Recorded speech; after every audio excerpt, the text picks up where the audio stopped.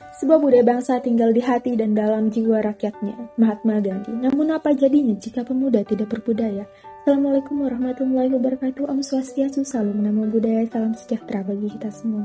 Perkenalkan, saya Riyadi Solihatul Ulumi dari Universitas Mataram. Dalam kesempatan ini izinkan saya untuk memaparkan gagasan isi terkait pendidikan yang berjudul Budayaku Media Pembelajaran Digital sebagai upaya implementasi IPTEK dan peningkatan kualitas literasi budaya dan keluargaan guna membentuk generasi yang berbudaya. Berangkat dari tujuan program Sustainable Development Goals 2030 pada poin keempat yang berkaitan dengan penjaminan kualitas pendidikan yang inklusif dan merata.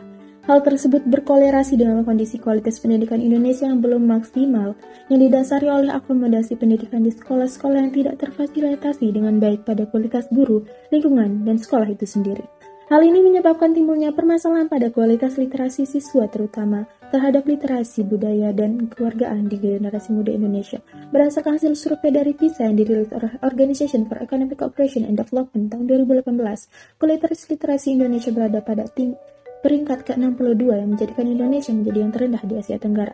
Adapun faktor penyebab rendahnya literasi budaya ini diakibatkan karena pendidikan tentang literasi budaya dan keluargaan yang hanya sebatas penguasaan materi tanpa penanaman jiwa dan nilai yang terkandung dalam suatu kebudayaan tersebut. Selanjutnya, pengaruh budaya global melalui teknologi digital yang belum terfilter ke arah positif. Hal ini mempengaruhi faktor berpenampilan di kalangan pemuda yang begitu banyak modern seperti gaya berpakaian Harajuku, cara komunikasi yang tidak ramah, dan perilaku hedonisme dalam bermasyarakat yang mulai menyebar saat ini.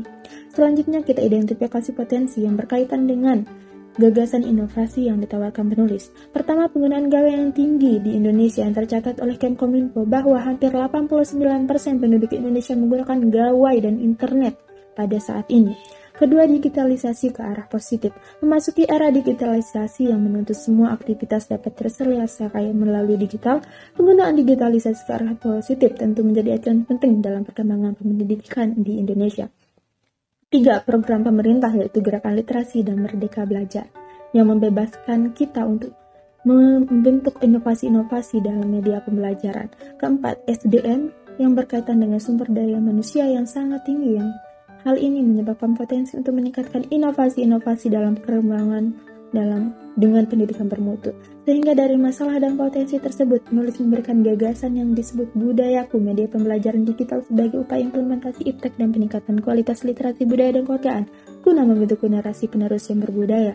Konsep dari Budayaku yaitu media berbentuk aplikasi pembelajaran berbasis digital yang bekerja sama dengan mitra sekolah sebagai implementasi awal penggunaan media ini yang akan dimulai dari wilayah saya sendiri yaitu NTB yang dapat digunakan oleh guru dan siswa dalam proses pembelajaran. Adapun gambaran aplikasi tersebut yaitu seperti yang terlihat dalam flowchart berikut. Ada menu login hingga menu-menu dari aspek kebudayaan dan beberapa fitur yang ditawarkan oleh penggagas agar pengguna merasa nyaman dan menghindari rasa bosan dari belajar literasi budaya tersebut. Adapun fitur-fitur tersebut yaitu komik, jurnal, refleksi, game edukasi, dan video budaya.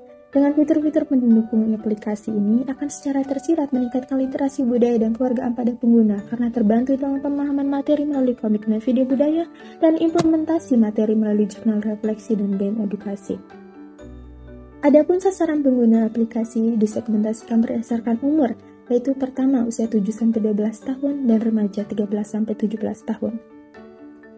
Pada remaja 13-17 tahun ini guna untuk mencegah adaptasi budaya global dan kelunturan budaya tradisional. Budayaku sangat penting bagi para generasi untuk tetap mengingatkan dan memperdalam pemahaman nilai dan jiwa budaya dan keluargaan.